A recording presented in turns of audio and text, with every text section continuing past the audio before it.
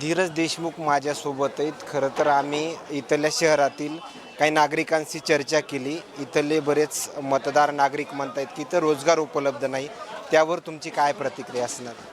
सध्या लातूरच्या जनगणनेमध्ये जर रोजगार निर्मितीचे साधनं आपण पाहिले, मग ते सहकार क्षेत्रात असतील किंवा सहकारी बँकेच्या माध्यमातून असतील किंवा काही खाजगी व्यवसाय आहेत आणि MIDCमध्ये जेवढे व्यवसाय सध्या कार्यरत आहेत लातूरच्या, ते सगळे कार्यरत आहेत. फक्त एक मोठा नवीन प्रकल्प जो आला होता केंद्र शासनाचा, जो रेल्वे बोगीचा फॅक्टरीचा होता, अनेक वर्षापासून आपण ते ऐकतो की तो एक मोठा प्रकल्प महत्त्वाकांक्षी लातूर आणि मराठवाड्याच्या तरुणांना हाताला रोजगार देईल असा तो प्रकल्प आहे. तो बांधून झालेला आहे, पण तो चालू मात्र होत नाही. आणि येणाऱ्या काळामध्ये त्या प्रकल्पाला सरकार गतिमान आहे असं सांगतं. त्या माध्यमातून इथल्या तरुणांना जास्तीत जास्त किंवा 70-80% स्थानिक लोकांना तिथ्यात संधी मिळावी, जिल्ह्यातल्या मराठवाड्यातल्या, अशी आमची मागणी हमेशा सरकारकडे राहिलेली आहे. पण सरकार त्याच्याकडे कानाडोळा करते आणि ते प्रकल्प मात्र काही चालू होत नाही आहे. आणि रोजगाराची परिस्थिती जी सध्या आहे, ज्या साधनांमध्ये रोजगार उपलब्ध आहे ते रोजगार लोकांना मिळत आहेत. मध्यवर्ती बँकेमध्ये येणाऱ्या काळात भरती होणार आहे, त्याच्यातही जेवढे रोजगार आहे त्याच्यामध्ये आम्ही खास बाब म्हणून सरकारकडे विनंती केली. 70% स्थानिक पोरांना आणि मुलींना इथं स्थानिकचा असा तसा GR निघाला, तसा निर्णय झाला, त्याचं आम्ही स्वागतही केलं आणि त्या पद्धतीने पुढची प्रक्रिया होईल. बऱ्याच वार्डमध्ये कचऱ्याच्या ज्या आहेत त्या समस्या आहेत असं नागरिक म्हणत आहेत. त्याकडं कसं पाहता? त्यासाठीच आता व्यवस्था परत पूर्व काँग्रेस पक्ष जेव्हा इथं महापौर होते किंवा काँग्रेसकडे जेव्हा महानगरपालिका होतं, हे प्रश्न त्यावेळेस आपल्याला भेडसावत नव्हते.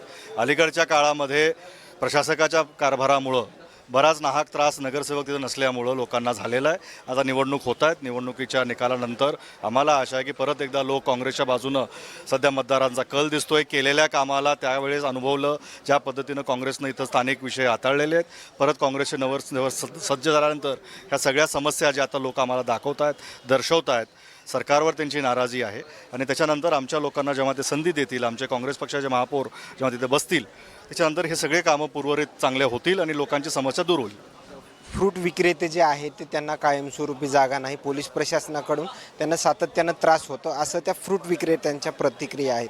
त्यांना कशा त्यांच्या प्रतिक्रिया? सर्व समस्या आमच्या जाहीरनाम्यामध्ये ज्या ज्या स्थानिकांच्या अडचणी असतील, आमचे महापौर बसल्यानंतर आणि सरकारच्या माध्यमातून जी काही व्यवस्था त्याची करावी लागेल, ते शासन दरबारी ज्या गोष्टी असतील शासनाकडून करून घेण्याचं असेल आणि स्थानिक पातळीवर आमची महानगरपालिका आल्यानंतर आमचे नगरसेवक आणि महापौर त्या सगळ्या प्रश्नांकडं चांगल्या पद्धतीनं त्याचा निवारा करण्याचा प्रयत्न करतील आणि मला खात्री आहे त्यांना त्याच्यामध्ये यशही मिळेल. धन्यवाद.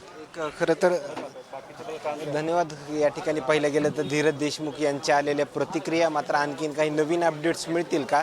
मतदारांनी दिलेल्या प्रतिक्रियावरून त्यांनी जे आहे ते त्यांनी प्रतिक्रिया दिल्यात. कॅमेरामॅनसोबत सूर्य जुमडिया, लातूर.